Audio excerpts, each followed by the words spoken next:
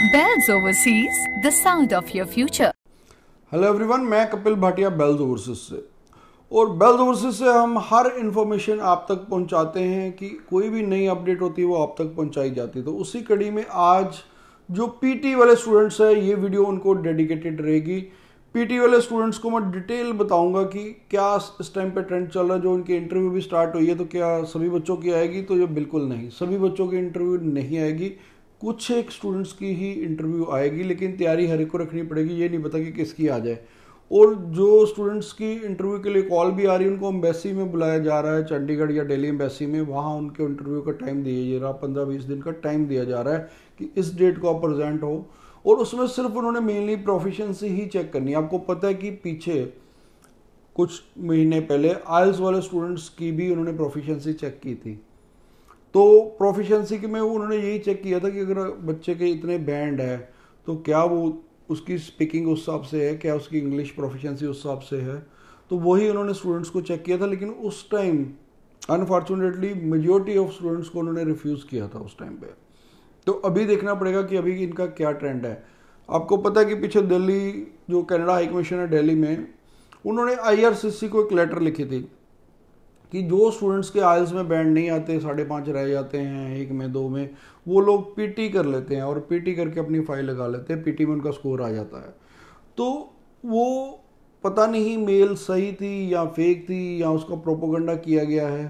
तो हो सकता है कि वो मेल सही हो, उसी का रेसिप्रोकेशन हो सकता है कि पीटी को वो देखना चाहते हैं कि पीटी वाले स्टूडेंट्स की भी अगर प्रोफिशिएंसी उनको अच्छी लगी तो हो सकता है आने वाले टाइम पे पीटी का और भी वीज़ा ट्रेंड बेटर हो जाए। तो ये अब टाइम पता चलेगा जब इन स्टूडेंट्स की इंटरव्यू हो जाती है। तो मैं किसी स्टूडेंट्स को पैनिक नहीं कर रहा, नेगेटिव नहीं कर रहा, लेकिन आप अपनी जो भी स्पोकन क्लासेस लगाते रहिए। पीटी वाले स्टूडेंट्स अपनी इंटरव्यू की प्रेपरेशन रखिए। जेनरिक क्वेश्चन होंगे, लेकिन सिर्फ उनका पर्पज़ इंग्लिश प्रोफिशिएंसी चेक करना ही होता है। उसके अलावा जो अब नई फाइल लगा रहे हैं पीटी पे, तो पीछे मैंने बताया कि हमारे भी एक स्टूडेंट जिसके 57 ओवरऑल थे, नॉट लेस देन 53, उसका भी वीज़ा आया था। तो लेकिन मैं रिकमेंड करता हूं कि आपके 60 के करीब मार्क्स होने चाहिए, तब आप फाइल लगाएं। सेकेंडली, आपका एकेडमिक अच्छा होना चाहिए। तीसरा, आप मेन लोकेशन के बजाय थोड़ी आउटर लोकेशन में करिए। चौथा, फाइनेंशियल मैट्रिक्स जरूर लगाइए। पांचवा, आप अपनी लॉगिन डिटेल्स जरूर उसमें दीजिए कि वो आपकी पीटी स्कोर लॉगिन करके चेक कर सके। खाली पीटी का स्कोर कार्ड नहीं लगाना, उसकी लॉगिन डिटेल भी साथ में देनी है। फाइनेंशियल मैट्रिक्स का बहुत बड़ा रोल रहता है पीटी का वीज़ा लेने में। जो हमने वीज़ा लिया उसमें फाइनेंशियल मैट्रिक्स का काफ़ी बड़ा रोल रहा है। फाइनेंशियल मैट्रिक्स एक SOP में पैरा बनाइए कि आपने 1 ईयर की फ़ीस दे दी है, 1 ईयर का GST दे दिया, सेकेंड ईयर का आपके पास प्लान है, आपके पास इतनी सेविंग्स है, आपके पेरेंट्स की इतनी इनकम है एनुअल, उसकी बता दीजिए कि मैंने ITR एज ए प्रूफ लगाई हुई है। वो पूरा पैरा बना के वो उनको बताइए। फंड्स भी ये नहीं कि 2-3-4 लाख दिखाइए, कम से कम जितनी आपकी 1 ईयर की फ़ीस है उतने फ़ंड होने चाहिए। आइडियली मैं 10 लाख रुपए के करीब कहता हूँ कि फंड्स शो अगर आप करते हैं, दिखाते हैं, तो वो बेटर रहता है।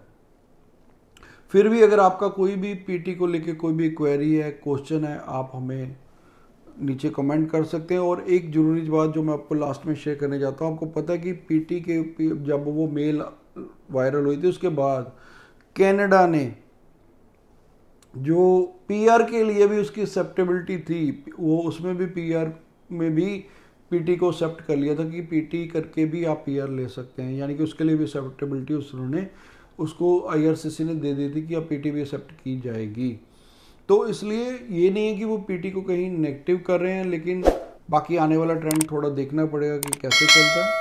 और कोई क्वेरी है, क्वेश्चन है, तो नीचे कमेंट कर दें। Thanks for watching. ये हमारे सोशल मीडिया पेजेस है, जिसमें आप अगर हमें फॉलो करना चाहते हैं तो इन पे कर लीजिए। इसमें मैं ऐसे ही छोटे छोटे डिटेल्स और इन्फॉर्मेटिव वीडियो देता हूँ, जिसमें मेरा प्रमोशनल कंटेंट नहीं रहता, सिर्फ इन्फॉर्मेटिव कंटेंट है। तो आप इसको फॉलो करके आप वेल इन्फॉर्म्ड रहेंगे। और जो भी कोई नई अपडेट आती है इमिग्रेशन से रिलेटेड, तो हम आप तक जेन्युइन और ऑथेंटिक इन्फॉर्मेशन हमेशा पहुँचाते रहेंगे। Bells Overseas, the sound of your future.